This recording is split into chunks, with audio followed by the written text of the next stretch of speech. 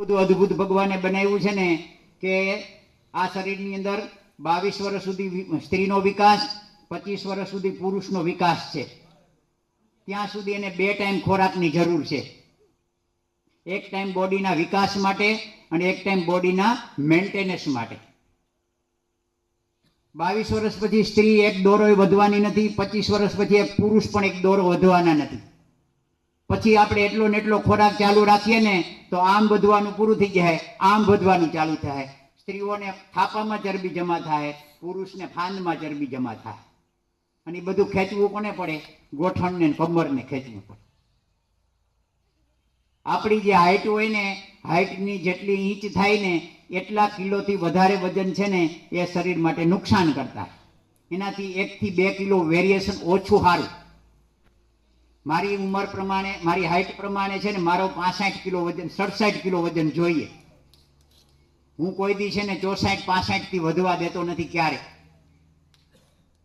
ક્યારેક એમ લાગે ને કે હું જો અઠવાડિયે 15 દિવસે કાંટા ઉપર ઉભો રહી જાઉં, એમ લાગે ને કે 66 કિલો થયો એટલે 2 દિવસ લંઘનમ પરમ ઔષધમ, 2 દિવસ ફળ ઉપર ઉપવાસ કરી નાખો એટલે તરત છે ને 63-64 કિલો થઈ જાય. આપણા શરીરથી વધારે વજન છે ને એ બધો છે ને એ શરીરમાં રોગ રૂપે શરીરમાં જમા થાય અને એ શરીરને કોઈ ને કોઈ રીતે નુકસાન કરે. એટલે શરીરને હાઈટ પ્રમાણે આપણી જેટલી હાઈટ હોય ને એટલા ઇંચ ગણી લેવાના અને એટલા ઇંચથી એટલા કિલો વજન હોવો જોઈએ. બીજું, આજે આપણે જોઈએ છે, તમે પહેલી ભૂલ ક્યાં કરો છો? પહેલી ભૂલ પાણી પીવામાં કરો છો. બીજી ભૂલ, જમીને તરત પાણી પીઓ છો. જમીને તરત ક્યારેય પાણી નહીં પીવાનું. જમીને તરત તમારે પીવાની ઈચ્છા થાય ને તો 1 ગ્લાસ છાશ પીઓ મોડી. પણ જમીને તરત ક્યારેય પાણી નહીં પીવાનું.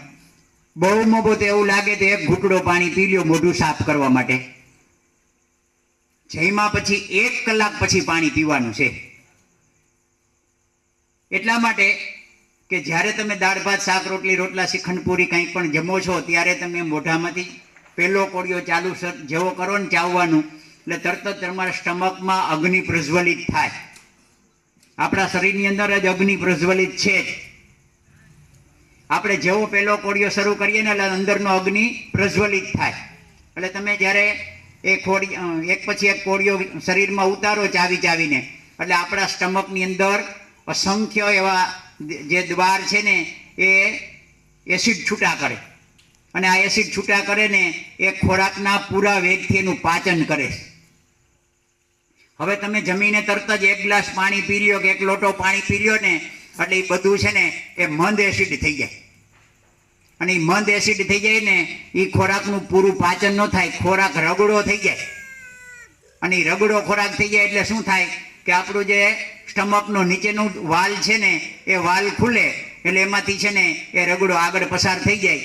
એ નાના આંતરડામાં જાય. નાના આંતરડામાંથી તરત જ એમાંથી છે ને થોડા ઘણા પોષક દ્રવ્યો ખેંચવા હોય તો ખેંચે અને મોટા આંતરડામાં જાય. અને મોટા આંતરડાની અંદર એ છે ને જે પાચન થયેલો ખોરાક ન હોય ને ચીકણો ખોરાક હોય. અને એ ચીકણો ખોરાક હોય ને એટલે મોટા આંતરડાની દિવાલ ઉપર ચીપકી જાય.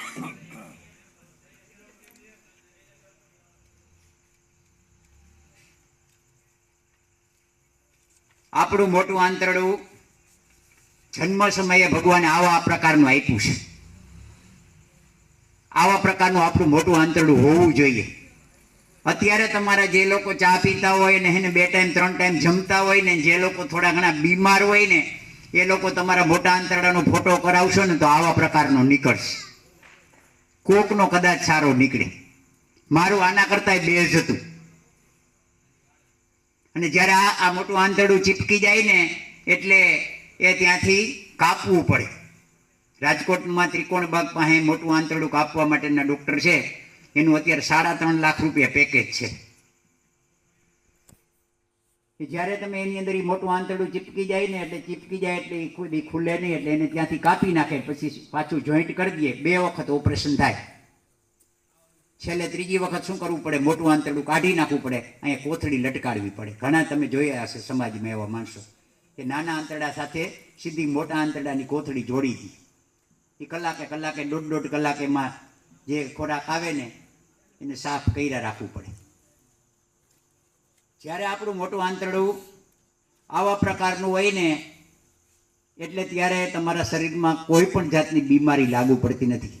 71 પ્રકારના જે અસાધ્ય રોગ છે ને એ આ મોટા આંતરડા દ્વારા થાય છે. 42 નંબરનો પોઈન્ટ છે એ 42 નંબરના પોઈન્ટ ઉપર જ્યારે તમારા મળ જામે ને તમને ડાયાબિટીસ આવે, ટાઈપ 2 ડાયાબિટીસ.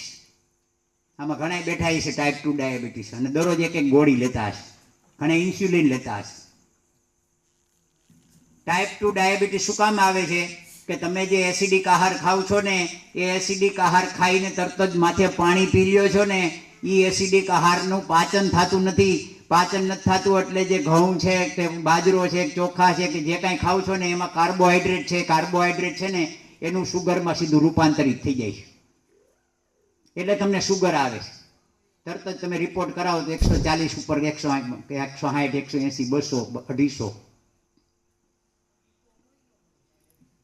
31 ઉપર જ્યારે તમારો હે ને મળ જામશે ને તો તમને તરત જ થાઇરોઇડની અસર થશે.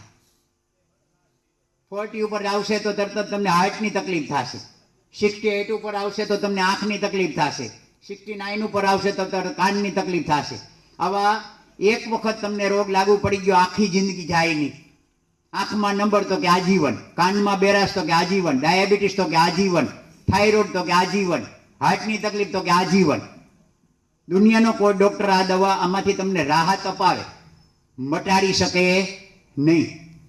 જ્યારે આ તપ સેવા સુમિરન સાધના એવી છે કે ગમે એવો અસાધ્યમાં અસાધ્ય રોગ હોય ને તમે મોટું આંતરડું ક્લિયર કરી નાખો ને એટલે તમારો રોગ લુપ્ત. હાવ સામાન્ય એક ઉદાહરણ આપું કે તમારી ઘરે એક રૂમ હોય, સરસ મજાનો હોલ હોય, એ હોલને તમે સરસ મજાનો ધોઈ નાખો, પાણીથી સાફ કરી નાખો અને પછી સુકાઈ જાય ને પછી પાછી હાવીણી કાઢો તો કચરો નીકળે? બોલો તો ખરા, નીકળે નહીં ને. તો કચરો ન નીકળે તો કોઈ જાતની વાસ આવે નહીં. પણ ઈ ચોખ્ખો રૂમ હોય ને એમાં એક જગ્યાએ ખૂણામાં ખાલી એક કોઈ પણ મરેલી વસ્તુ મૂકી દીધી હોય તો અડધી કલાકમાં શું થાય? આખા રૂમમાં વાસ આવવા માંડશે. એ જ પરિસ્થિતિ આપણા મોટા આંતરડાની છે. મોટા આંતરડામાં જ્યાં સુધી ગંદકી પડી હોય ને એ ગંદકી સૈડા રાખે. એ સૈડા રાખે, નવો ખોરાક નાખ્યા રાખો ને એ નવો ખોરાક એની હારે સૈડા રાખે. એક ટોપલી આખું પાકા ટમેટાની ભરી હોય ને એમાં એક ટમેટું ઉપર હે ને ખરાબ મૂકી દો ને 2 દિવસ પછી જોવો ને તો અડધી ટોપલી ખરાબ થઈ જાય. એટલે જ્યારે તમે જમીને તરત પાણી પી લ્યો છો ને એટલે એ ખોરાક પાચન નથી થતો. પાચન ન થાય એટલે એને એમાં 4 સાડા 4 કલાક થાય ને એટલે એમાં ગેસ થાય. એ સડે એટલે શું થાય? ગેસ થાય. ગેસ જ્યારે પેટમાં આવે ત્યારે પેટમાં દુખે, હૃદયમાં આવે ત્યારે ગભરામણ થાય, માથામાં આવે ત્યારે માથું દુખે, મોઢામાં આવે ત્યારે બગાસ આવે, પીઠમાં આવે ત્યારે પીઠ દુખે, કમરમાં આવે ત્યારે કમર દુખે, ગોઠણમાં આવે ત્યારે ગઠિયો. શરીરમાં જ્યાં કંઈ દુખાવો છે ને એનું માત્ર ને માત્ર કારણ છે ગેસ. ગેસના 80 પ્રકારના રોગ થાય. કેટલા? 80 પ્રકારના. સૌથી વધારેમાં ભયંકરમાં ભયંકર હોય ને તો ગેસ. શરીરમાં ક્યારેય ગેસ બનવો ન જોઈએ. અને થોડો ઘણો ગેસ બને ને, કારણ કે આપણે અપ્રાકૃતિક આહાર જમીએ છીએ તો ગેસ તો બનવાનો, પણ ગેસ બને પણ મોટું આંતરડું તમારું ક્લિયર હોય ને તો ગેસ શું થઈ જાય? પાસ થઈ જાય. અને જ્યારે ગેસ પાસ થઈ જાય ને તો તમને શાંતિ થઈ જાય. તમે જોજો, ક્યારે પ્રયત્ન કરજો, જ્યારે તમે સવારમાં લેટ્રિન જાશો ને અને લેટ્રિનમાં તમારું પેટ સાફ નહીં આવે ને તે દિવસે તમારો દિવસ સરખો નહીં જાય. તમને ક્યાંય મજા નહીં આવે, ચેન નહીં પડે. તમારી પસંદગીનું કામ છે ને તોય તમને મજા નહીં આવે. અને જ્યારે તમારું શરીર એકદમ ફ્રેશ હોય, સવારમાં શરીર ચોખ્ખું થઈ ગયું હોય અને પછી તમને ગમે એવું અટપટું કામ હોય ને છતાં તમને મજા આવશે. શું કામે? કે તમે માનસિક ફ્રેશ છો. એટલે જમીને ક્યારેય પાણી નહીં પીવાનું, ને જમીને તરત જ પાણી પીવાનું થાય ને તો એક ઘૂંટડો પાણી પી લ્યો, એક ગ્લાસ છાશ પી લ્યો, અથવા એક વાટકો કઢી પી લ્યો, અથવા એક વાટકો દાળ પી લ્યો. લિક્વિડ કોઈ પણ પી લેવા. ફ્રીજનું પાણી ક્યારેય નહીં પીવાનું. પહેલી વાત,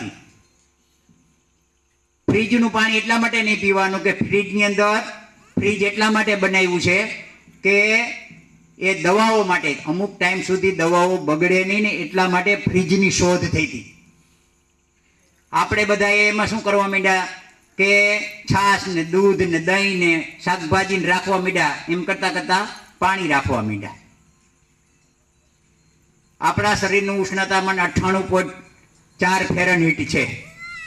જ્યારે તમે ફ્રીજનું ઠંડુ પાણી પીઓ છો ને એટલે મોટું આંતરડું છે ને એ ચીંબડાઈ જાય, અને મોટું આંતરડું ચીંબડાઈ જાય ને આપણા મોટા આંતરડાનો ડાયામીટર છે 1.25 ઇંચનો અને મળદ્વારનો ડાયામીટર છે 1 ઇંચનો.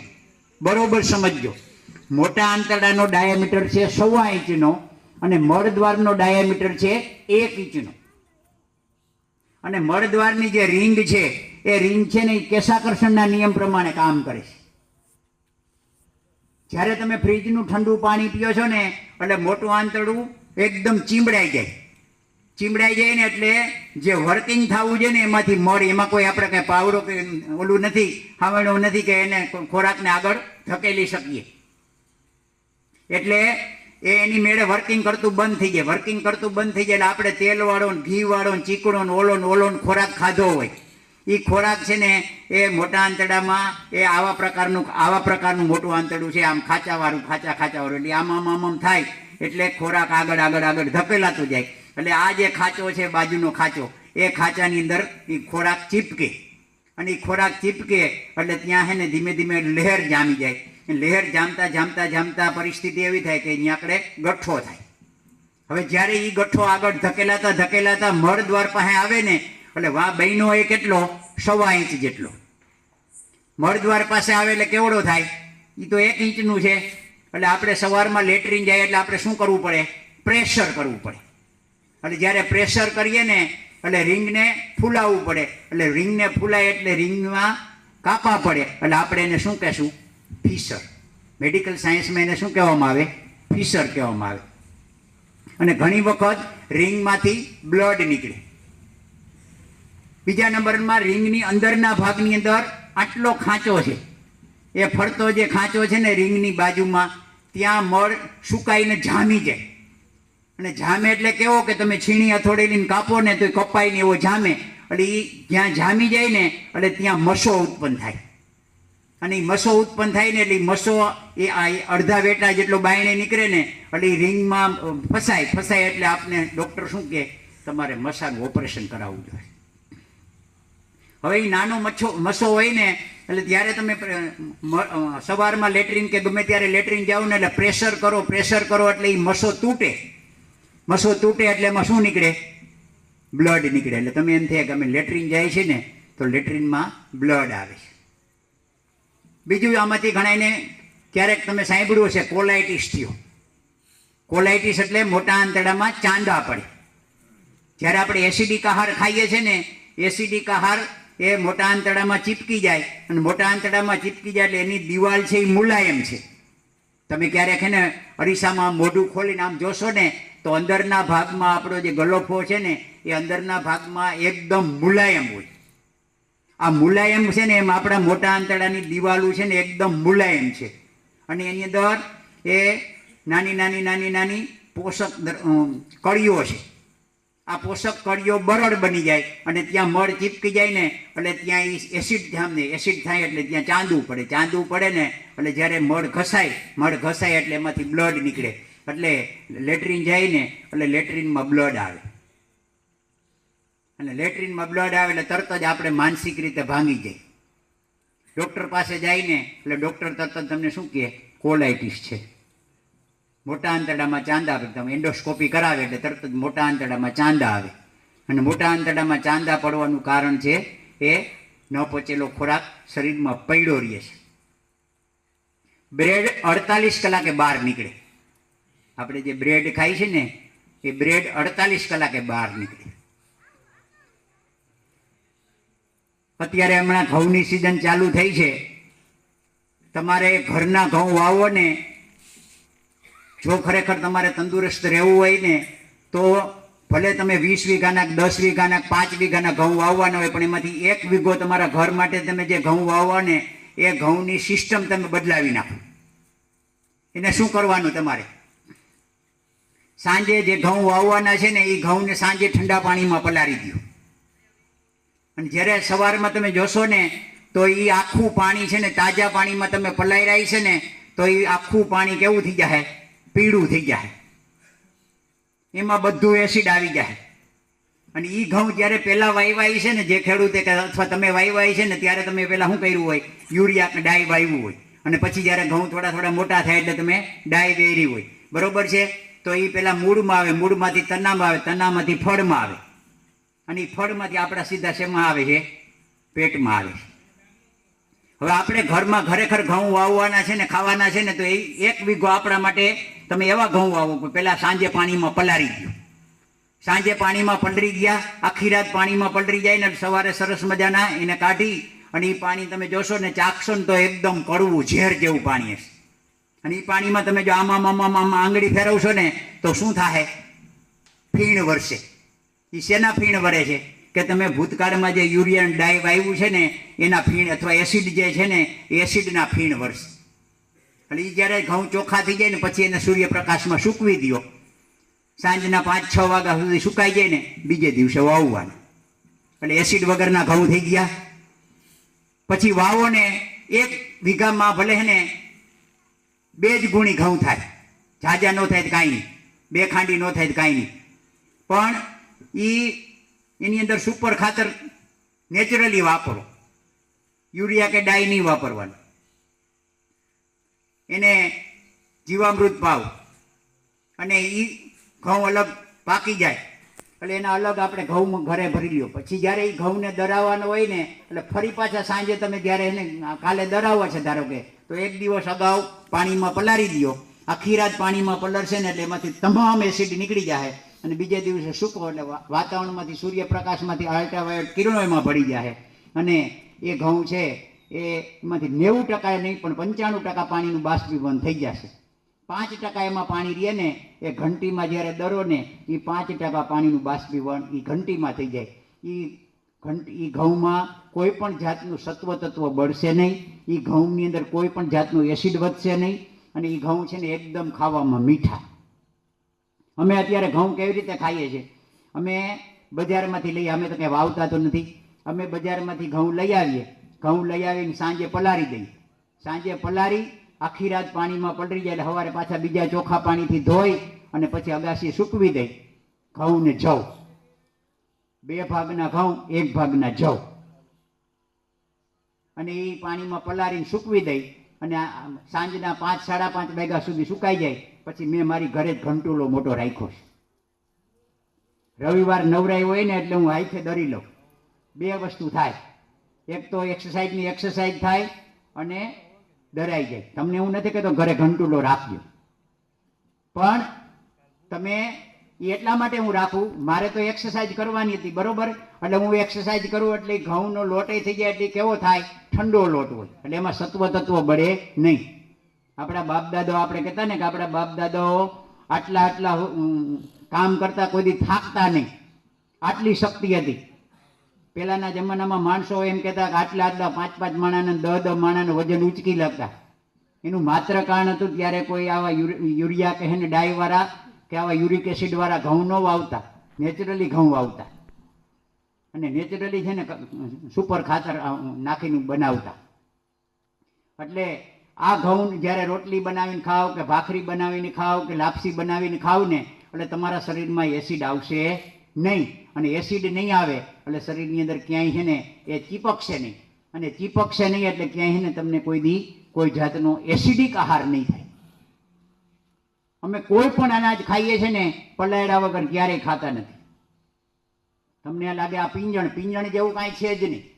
તમારે કાલે દરાવવાના છે તો આજે સૂકવી દો, એટલે આજે પલાળી દો આખી રાતે, આખો દી સુકાય, સાંજે 5 વાગે દરાવી નાખવાના. 1 દિવસ એડવાન્સ આયોજન કરવું પડે. અને એમાંથી એસિડ કાઢી નાખશો ને એટલે એ છે ને એ ઘઉં ખાવા લાયક ને મીઠા રહેશે. સૌથી એસિડમાં એસિડ હોય ને તો ઘઉં છે. બીજા નંબરે બાજરો આવે છે. આપણે બધા શું કરીએ છીએ કે ખેતરમાંથી ઘઉં પાક્યા આવી અને કોઠીમાં એરંડિયું દઈ અને ભરી દીધા. આ 5 પાલી કાઢ્યા અને સીધા ઘંટીમાં નાખીને ઓલાને એમ કહે, એકદમ ઝીણો દરજે હોય કે ચવડ થાય છે રોટલી. એટલે ઓલો એકદમ મુલાયમ દરે એટલે શું થાય ખબર છે? એકદમ રખરખતો લોટ આવે.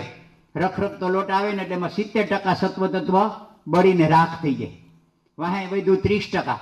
એમાં બૈરાઓ શું કરે? સરસ મજાની ફૂલકા રોટલી બનાવે દડો કરવા હાથ. એમાં જેવી તેવી પાકી હોય ને એટલે આ લોઢી ખેંચી અને તાવ ઓલી લઈ અને આમ આમ કરે એટલે દડા જેવી રોટલી થાય. અને એ દડા જેવી રોટલી થાય ને આપણા શરીરમાં વજન કરે, એ શક્તિ આપે નહીં. હું મોટે ભાગે કુલર ખાઉં છું. હું રોટલી ભાખરી કોઈ દી બને ત્યાં ઓછી ખાઉં છું. 1 વાટકો કુલર ખાવ ને એટલે આજે આ ભેડકું છે ને, 1 વાટકો ભેડકું ઘી ગોળ નાખીને 1 વાટકો ખાવ ને 1 કિલો રોટલી ખાધા બરાબર છે. આપણે એને રોટલી ખાઈ 5-5, 6-6 રોટલી ખાઈ, આપણે એમ થાય કે અમે 5-5, 6-6 રોટલી ખાઈ છે. શક્તિ નથી. શક્તિ નથી એનું કારણ છે કે એમાં શક્તિ છે જ નહીં, વજન છે. એ વજન 24 કલાક પેટમાં પડ્યો હોય ને ત્યાં સુધી તમને ભૂખનો અહેસાસ ન થાય, કારણ કે અંદર બેઠેલો આત્મા છે ને એ સફાઈમાંથી જ નવરો નથી થતો. એટલે છે ને ભૂખની અહેસાસ નથી થતો તમને, અને પેટ તમારું આમ ભરે ભરેલું જ લાગે. એટલે ઘઉં ખાવાના નથી, પણ ઘઉંને રીત ફેરવવાની.